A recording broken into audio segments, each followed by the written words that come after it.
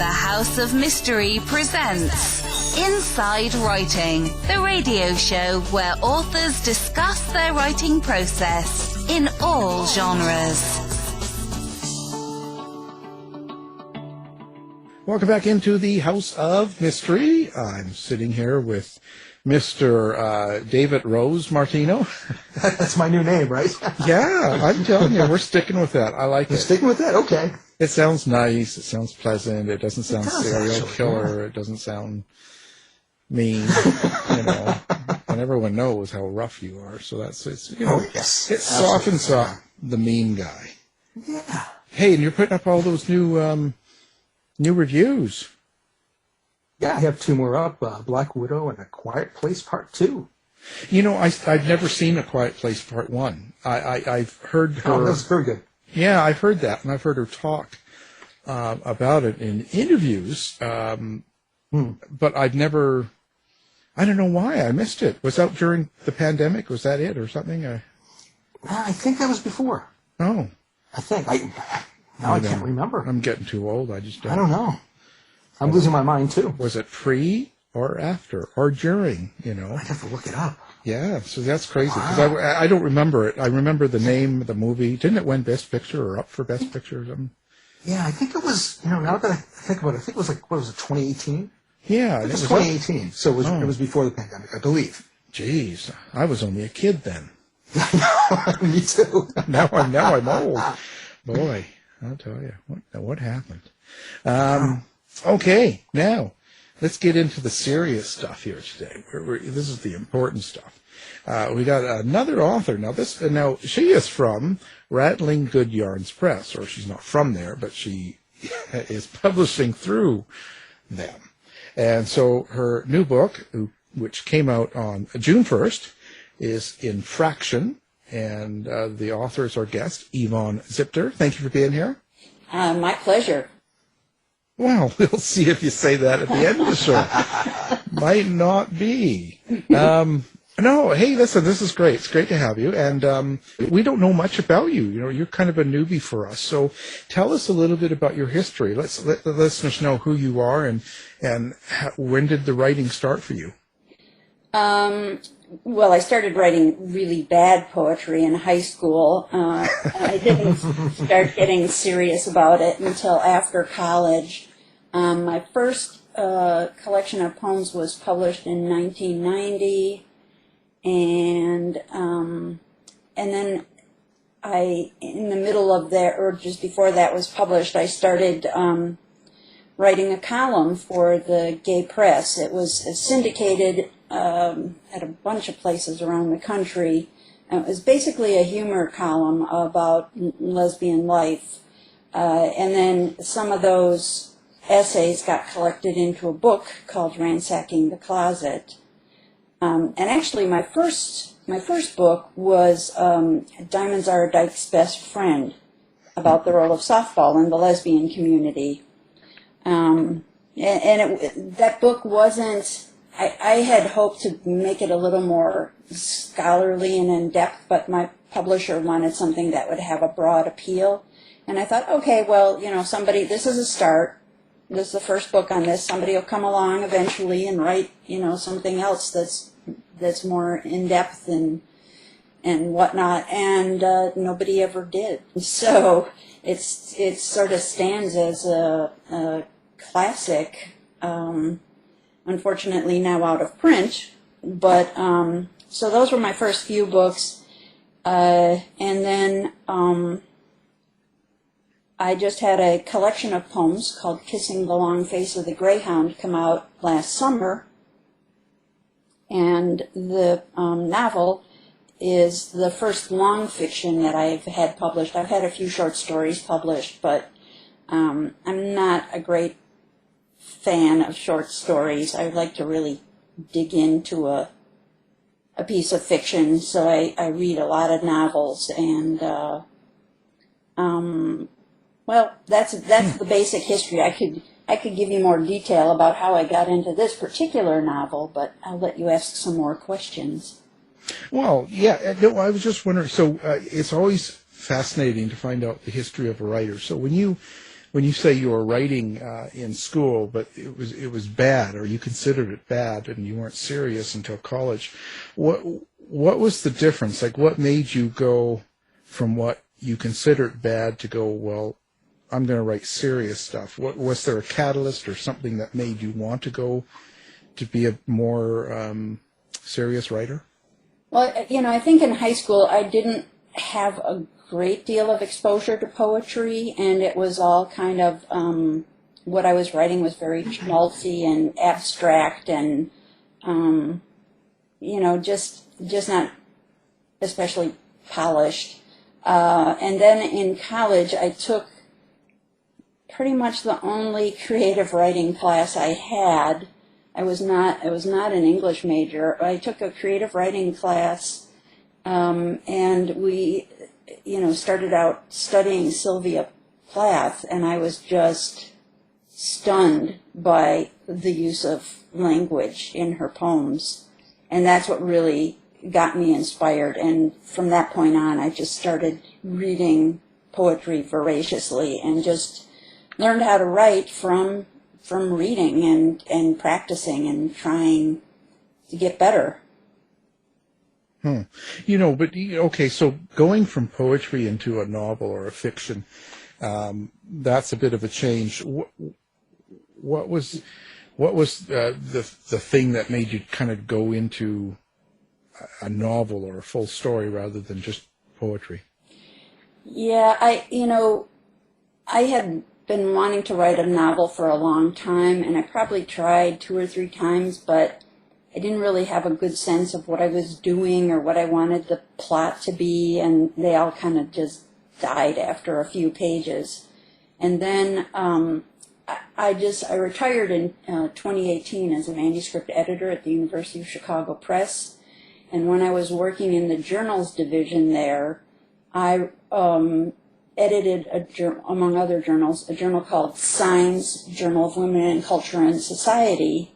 And one of their regular features was they published archival material, things that hadn't been published anywhere before. In this particular issue that I edited, there was an archive of notes taken by a gynecologist in late 19th century Russia about 3 lesbians that he had been treating. And one was a Jewish woman, one was a prostitute, and then one was from the landed gentry. And all of the stories were interesting, but it was that last one, the woman from the landed gentry, just grabbed me. It was just such a good, interesting story, and I thought immediately this would make a great novel. And then I spent about 2 years trying to convince him, well, not about 6, trying to convince myself that I couldn't write this because I didn't have any background in Russian or Russian history, but I couldn't stop thinking about it. And then I jumped into 2 years of just doing research so I could bring myself up to speed a little bit. So it was a slow process, but even during times when work and other things interrupted and, I wouldn't look at it for a year or 2, I'd come back to it and be just as excited about it as I was before. So I felt like I was onto something. Well, that's pretty interesting. I was just like, so when you wrote this book, Infraction, what was the thought behind it? Like, what got you into the story?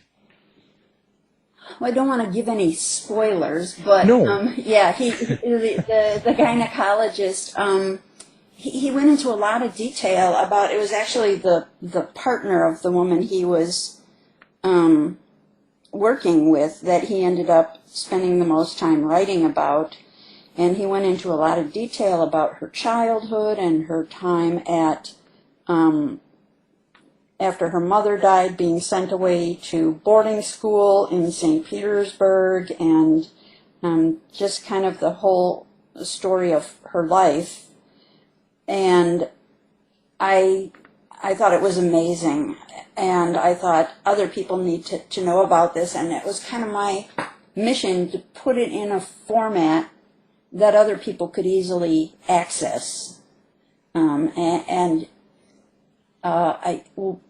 ended up taking a 12-page document and turning it into about 300 pages. So I did add a few details along the way.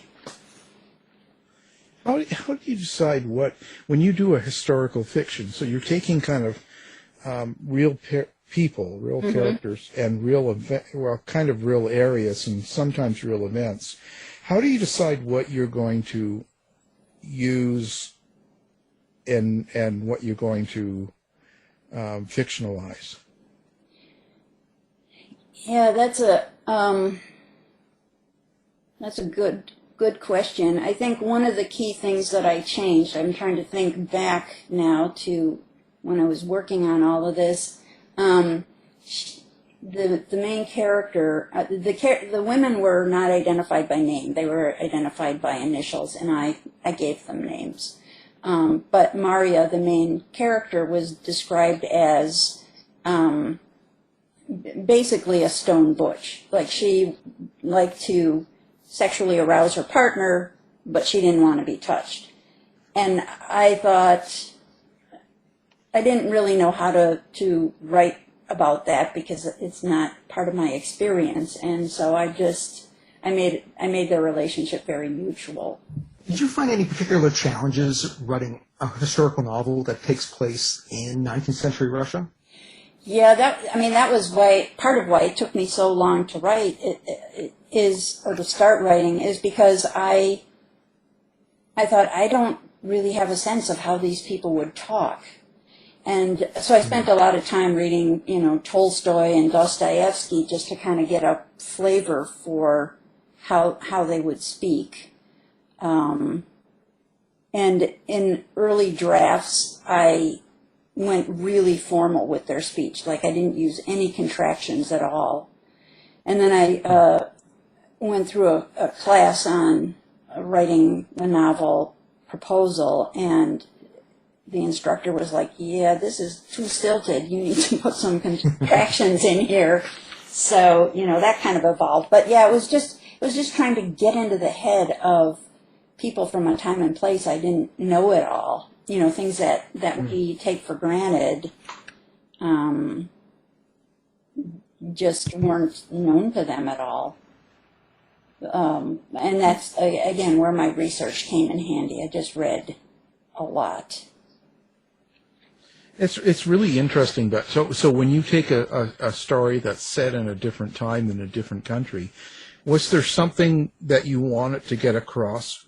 Because is there sort of subtext, or is there something that you wanted people to take away from this other than the surface story? Yeah, I think in some ways it's kind of timeless, and basically the message is you need to be honest about who you are, and true to yourself, because that dishonest by not fully disclosing things plays a key role in how events unfold in the novel. And I expect, I don't know that that's entirely translatable, what happens in the novel to present day, but the basic idea of you need to be upfront about who you are and circumstances so that things don't get messed up along the way. Well, we can certainly try. Yeah. Doesn't always go as planned. So when you go through a story and you're doing that research and you're kind of going into the history, were there things that kind of surprised you about that time and place? Gosh, it was all so new to me, but there were definitely things that I focused on. I focused on the culture at that time, things like opera and dance and that kind of stuff, and the food. I knew that I was going to have food come up a lot in the novel because I'm a big fan of food. And I worked in a couple of dogs along the way. So that was one of the things that was interesting to me as I was going through this. There were pieces where I just couldn't find a lot of information already published. Like, did people in St. Petersburg at that time actually have dogs? And I would reach out to scholars who were completely unknown to me, but I saw that they had done some research on, a topic that touched on something I needed to know about, and I would write to them and ask them these questions, and they were just so generous. They would write back and, lead me to sources and give me basic information. It was a pretty great experience. I wonder, so how did the gay and lesbian people live or meet each other back then? I mean, there wasn't phone apps and stuff, and there probably wasn't really any big gay districts of town, I would imagine. What was kind of the means of people kind of meeting up? Well, part of what was complicated about this is very little is known about lesbians at that time. There are almost no sources that touch on that at all. So I kind of had to imagine that part myself. On the other hand, a gay male culture is well documented, and a lot of it was just fascinating to me about how these guys found each other. And it was at the baths, at the Cinzanelli circus. There was a thing with wearing a red tie was supposed to signal to other people. There were specific restaurants where, like, Tchaikovsky and people, well-known gays, would go. So I ended up adding a minor character who was gay, just so I could talk about this stuff, because I thought it was fascinating. But the women, I don't know, it was just kind of by chance, I think, through boarding school. And then a large part of the novel has to do with a series of lectures called the Allerchine courses. And this was kind of like something that the government devised to placate women who were not allowed to pursue higher education at that time. So they just gave them these random lectures, and there were people from all different classes of society. And then often they would also meet after these lectures to talk about securing more rights for women. And so I think through those, the Allerchine courses and the political meetings and whatnot, they could sort of find each other that way. Yeah, it's interesting that the challenges that people went through in different times, different places, and how I think a lot of it's taken for granted now. Yeah, yeah. And certainly, the famous gay men were famous. They were like princes and wealthy people, and they could get away with stuff that probably your average guy couldn't. Yeah, I would imagine, if you've got some sort of family or power that you're able to skirt around it. Yeah. No pun intended. Yeah. How do you develop characters? Like, so you took the initials and stuff, and you made them into people. So, like Myra, how would you decide what personality and what style and how they would act and react? Do you sort of like see this in your head and you sort of develop it, or do you take a character or someone you kind of know already and build off of that? Like, how does it work for you? For Marya, she was pretty well described in the archive as being very opinionated, extremely intelligent, basically not putting up with nonsense from anyone, and so she was easy to kind of develop.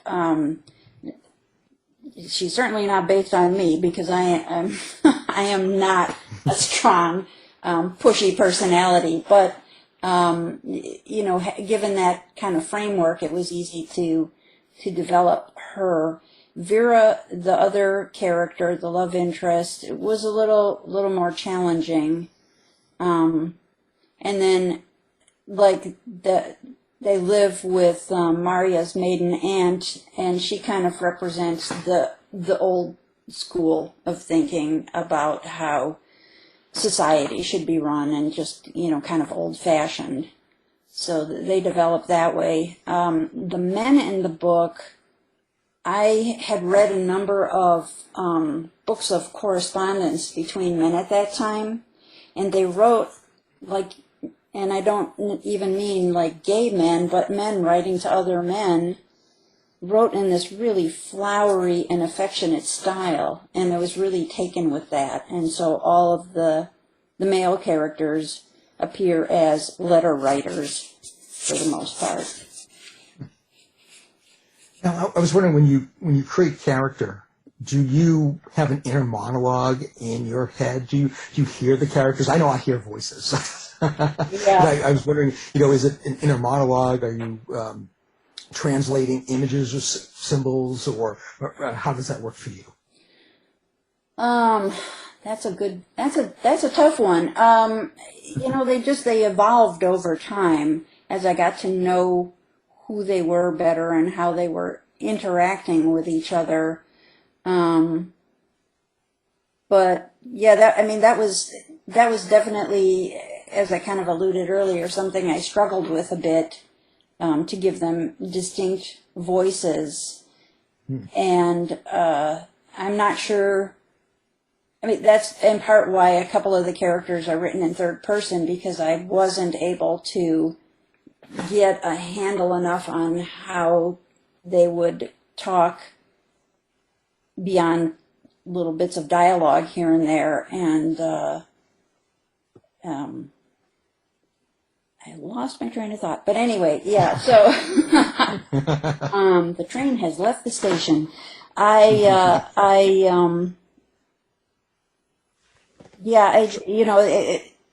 It's funny because I thought, well, I've read novels my entire life.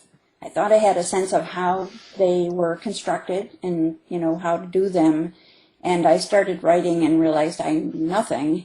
So it was a long process of trying to figure out all kinds of things, like how to format the book and which parts of the stories to tell, and at what point they would fit best into the narrative.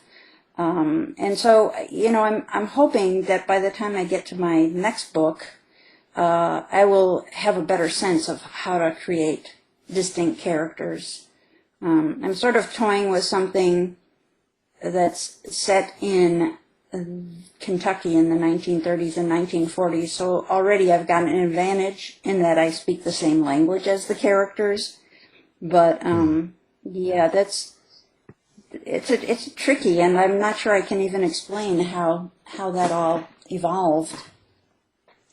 Well, I think it's a process, right? As we write more and do more, we get, we develop those sort of things, right, and start to understand them. You usually don't understand something until you've done it, and then you look back at it and you sort of start seeing things, yeah, or understanding it, especially when you go to write the next book. Yeah, that's my hope. Well, it's generally what happens. Yeah, that's what I find, and then you start using things you've learned.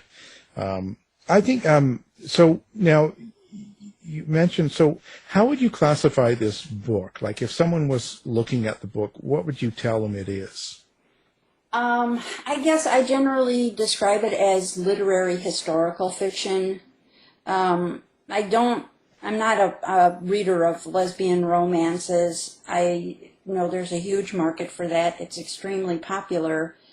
But I'm wary of anyone describing this book as that, because I think anyone who's expecting the kind of format of a lesbian historical novel, of a lesbian romance, would not be happy finding themselves reading my book, because it's very, very different from that. I think. Well, what is that? Like, I mean, because I don't know. I've never read a lesbian romance. I don't read male romance either. I just don't read romance. Right, What. It's just not, I don't know. I've never been intrigued enough to get into it. If there's a story I'm reading, or if there's something I'm going through, and there's a romance in the story, that's fine, but I'm not looking for that as the main target when I buy a book. So, what's different about a lesbian romance? Is it that there's more challenge to it, or? No, I think lesbian romance are basically, they used to be like dime books at the drugstore that you'd pick up. It's a lot of stuff about sex and drama about getting together and breaking up, and from what I understand, it's pretty formulaic. But again, I haven't read enough of it to be able to characterize it well. So the girls in your book don't throw beer at each other? No. there definitely is some drama, but yeah, and there's romance, but no beer. No beer thrown, so it's calm. Well, I just it's kind of a I'm always. What do you think about the LBGT and the categories of writing and stuff like that? Do you read a lot in that category, or just stay away from it? I think when I was first coming out, there was so little of it that I just read anything I could get my hands on. And so everything from The Well of Loneliness to Rita Mae Brown,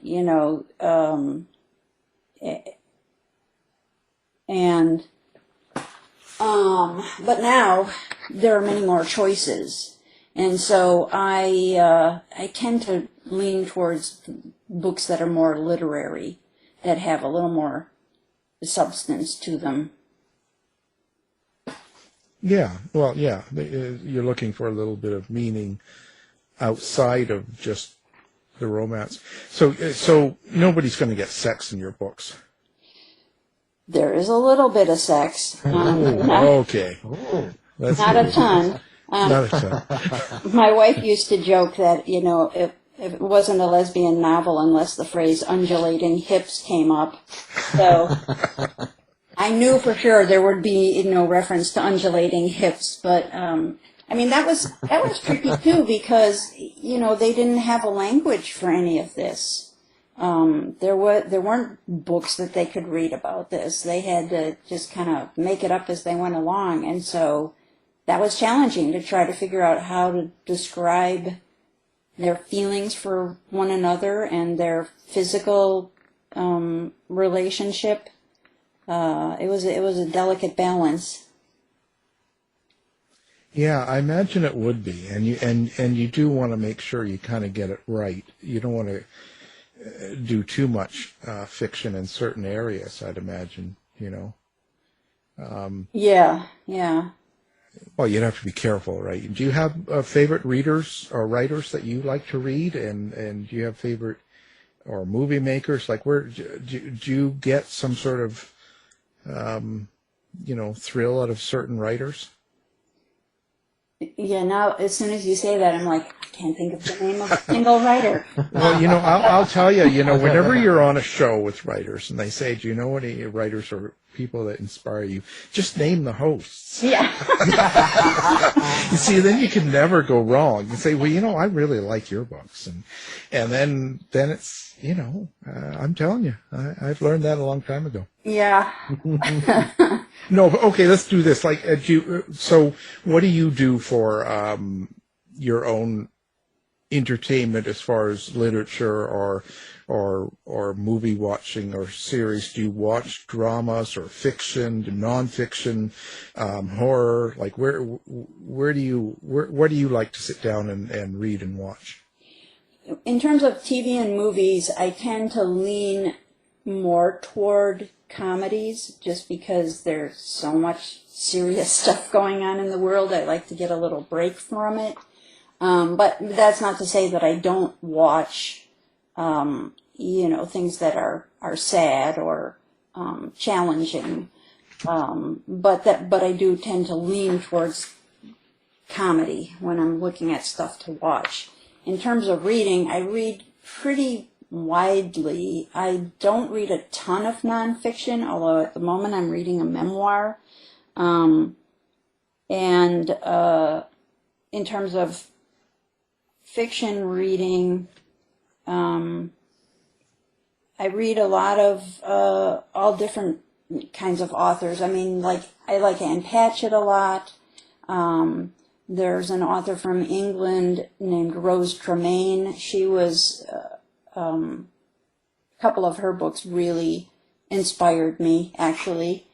And I'm trying to think who else. Some fun books that I've been reading lately are by an author named Ellen Meister.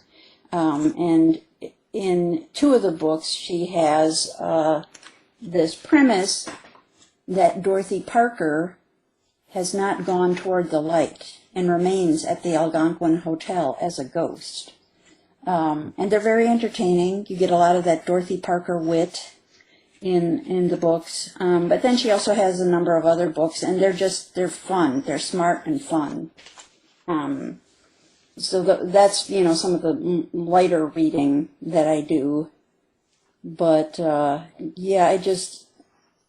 I read a lot of historical fiction. Washington Black, I thought was amazing. Author's name now. But that was about a slave boy who gets taken under the wing of a scientist. I read. I hear Al Warren's really good. Yeah. I heard that too. Yeah, that too. I was wondering with your poetry, you were talking about how writing bad poetry in high school, and I did the same thing. I just never, kept up with it. Got better. I never got better. I never got better. I was kind of reading, James Douglas Morrison, Jim Morrison from The Doors, and then romanticizing myself a poet, which I never really was. But I was just wondering, when I wrote stuff like that, I just kind of, I would also romanticize it kind of like jazz. I would just kind of write it as I felt it. And I'm just wondering how, if you structure your poems, if there's a type of structure that you use, or if it's more just going by feel. Yeah, it's definitely more by feel.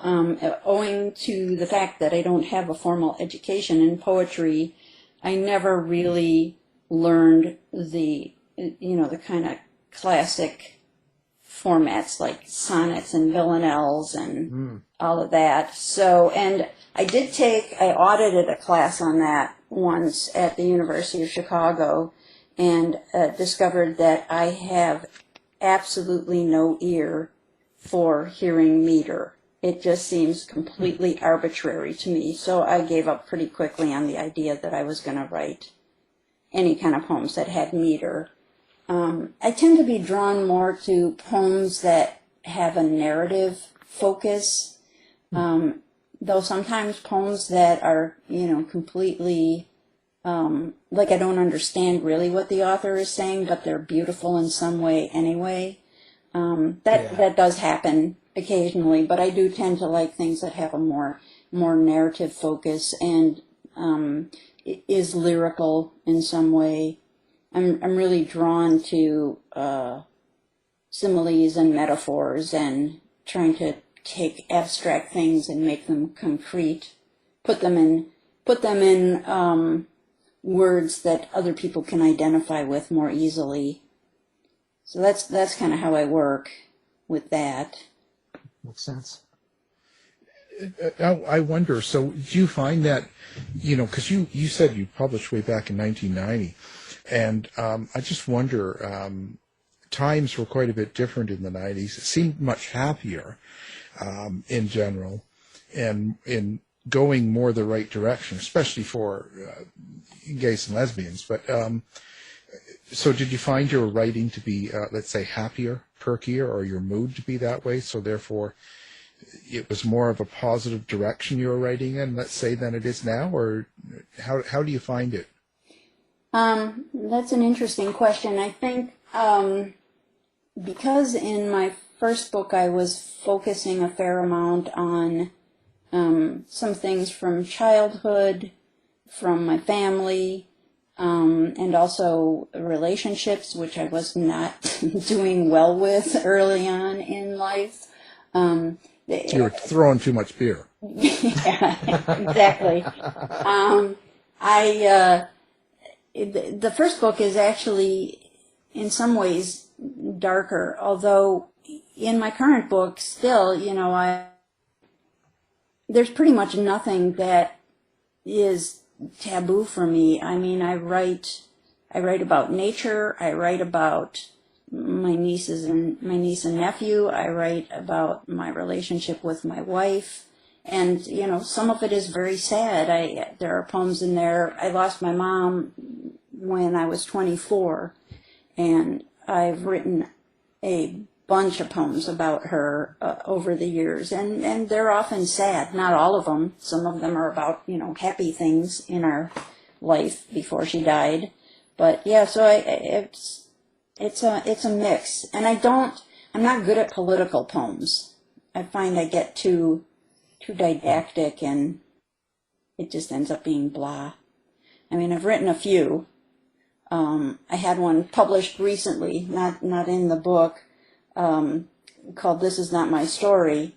I don't know if you saw the footage of that little boy who was left in the desert by a group of people traveling from Mexico, and was found by an off-duty police officer, and the footage of him sobbing, scared out of his mind, just really got to me. And so, that's one of the few times when I got a little bit political, but it's on a more human level and not big ideas.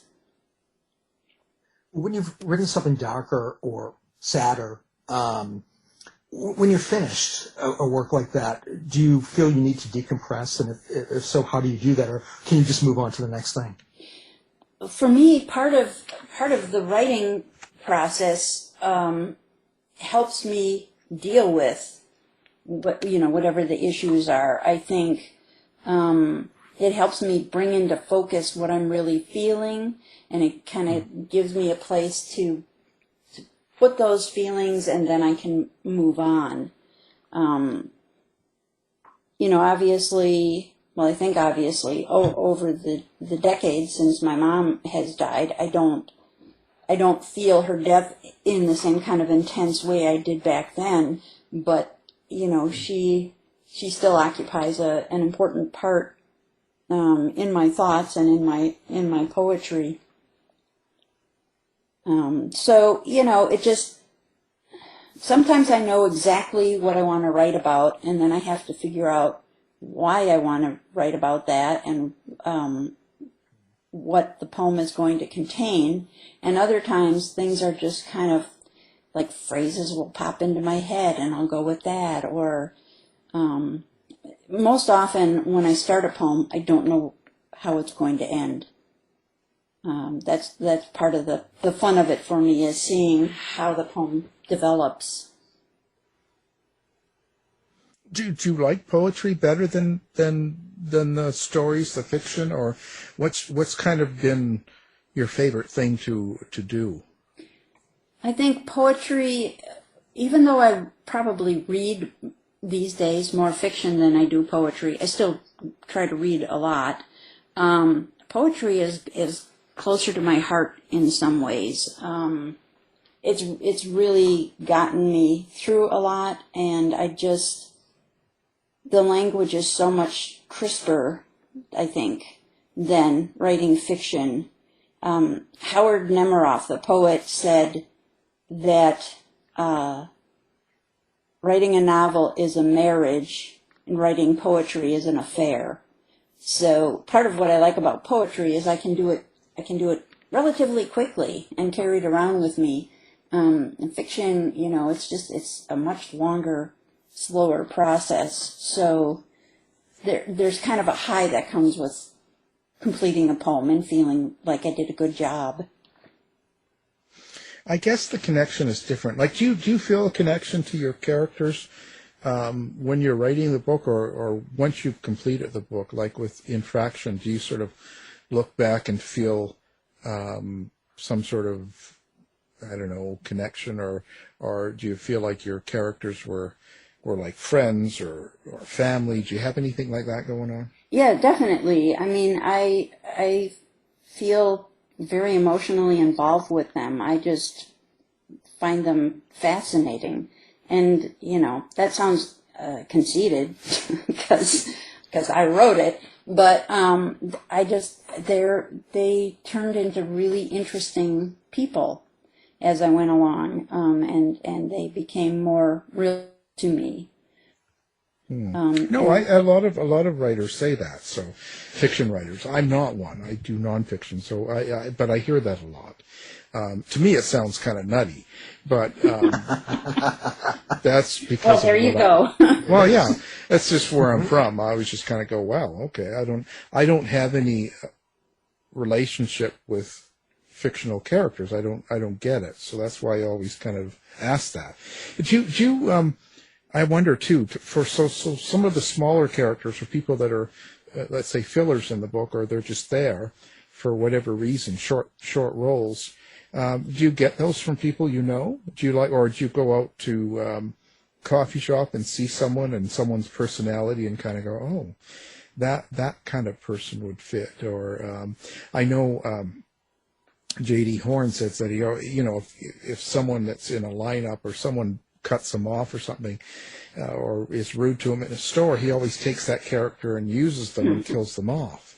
And I find that really fun. So, but did you get that creative in that sort of process, or is it just not at all? I think, I don't know, maybe this is a lack on my part, but translating from modern day people and how they act to these more genteel sorts, it wasn't an easy equation for me. I tend not to see people that I know in the position of the characters in the book.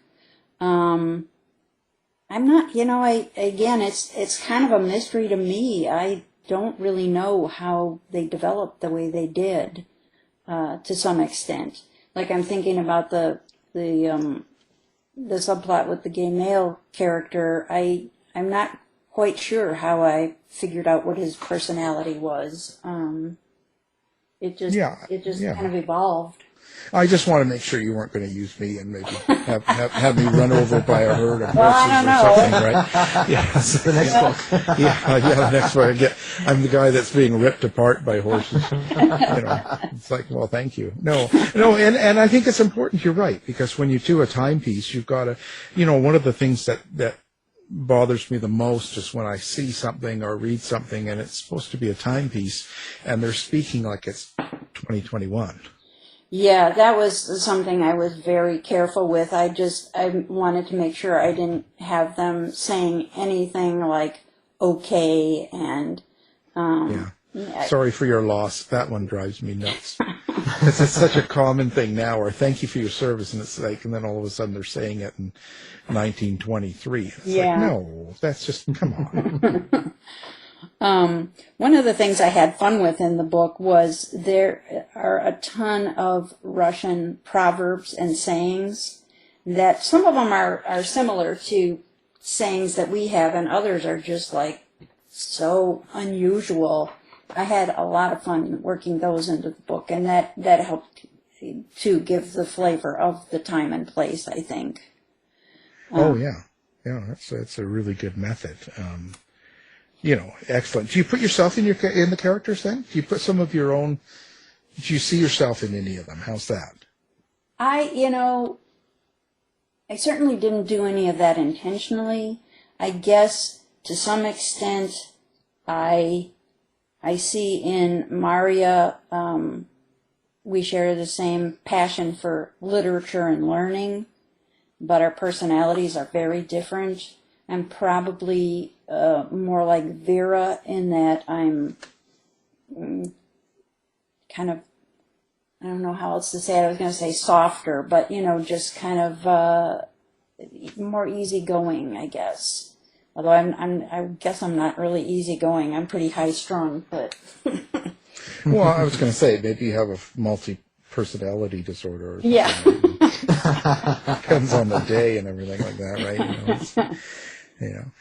So now, do you yourself have a website, or do you have a place that you like your readers or fans to come find you at? I do have a website.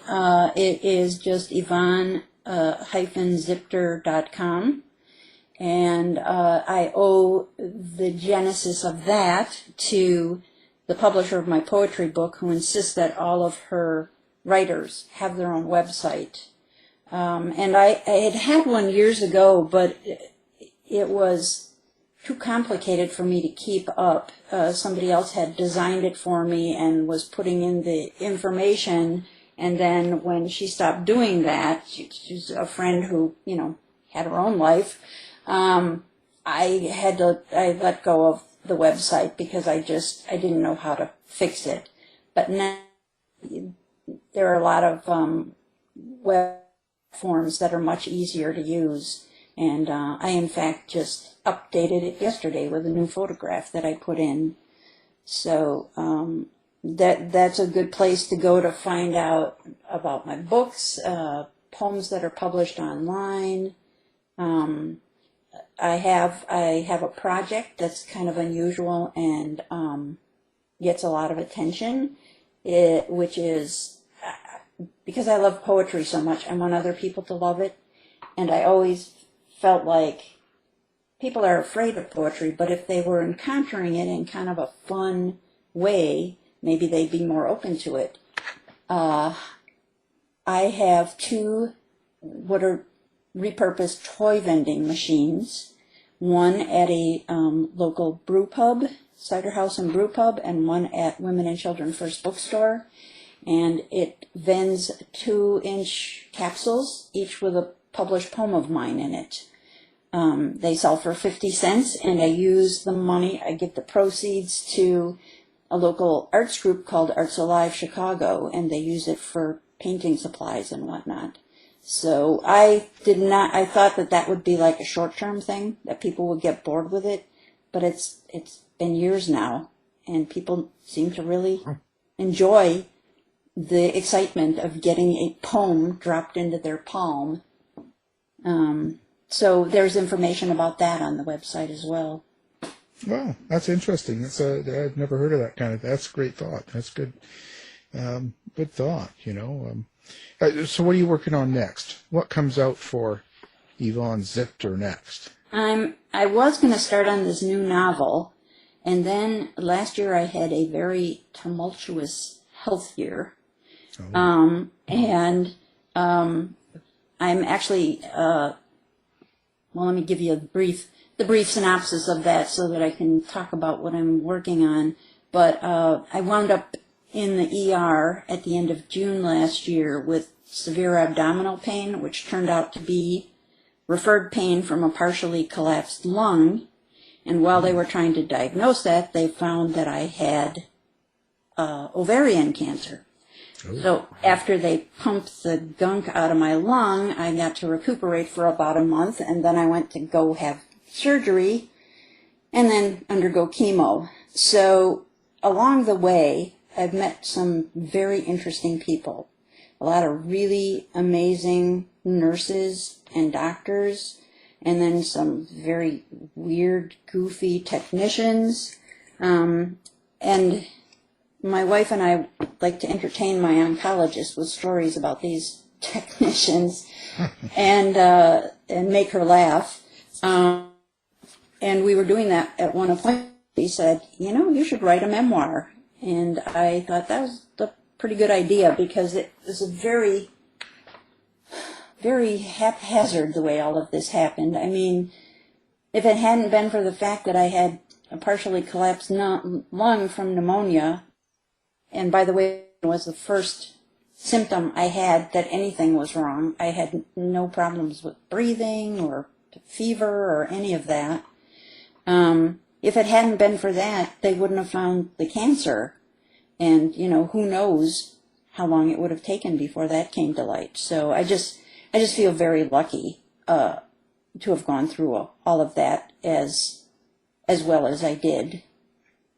Yeah, that's pretty amazing, and I hope you're doing better now. Things are better for you. Yeah, the last the CT scan and a blood test have shown no evidence of disease. So it was a very early stage. It was barely stage 2, which is also unusual for ovarian cancer because the symptoms are so diffuse. It often doesn't get diagnosed until much later along, and then it gets harder to treat. But my doctor my oncologist had this great metaphor. She said in the surgery, the surgeon got rid of everything, but they still wanted to do chemo because she said, it's like if you're eating a sandwich on a plate and you don't get any crumbs on the plate when you're done, you still wash the plate. And so that's kind of what they were thinking of with the chemo, is that would, it was just kind of an extra insurance and to catch any little microscopic things that the surgeon might have missed. So, I just, like I said, I feel lucky. And I did not have the problems with chemo that other people had. I'm getting my hair back now, so that's very exciting. How do you do that? I've lost mine, but I can't. Mine's not coming back. There's got to be a reason, right? Yeah. Oh, it's terrible. Well, it's certainly been great, and of course, people can go to your publisher for this book, Rattling Good Yarns, and pick up Infraction as well. Certainly been interesting talking to you, and we've certainly learned a lot. If you write poetry, you like having affairs, and do not throw beer in other people's face. You never can get a good long-term relationship that way. I mean, so, well, our guest is to provide you with all this good information. I know. I mean, I love it when you have fun and learn something too, right? It's just, I come out of it a better person, But our guest has been the author of the new book called Infraction. Yvonne Zipter, thank you for being here. My pleasure, and I still feel that way, even at the end of the interview. So thank you to both of you. I really enjoyed it. It was a very thoughtful interview. Thanks, Yvonne. To find out more about our show, guests, or to listen to past shows from our archive, please go to www.houseofmysteryradio.com.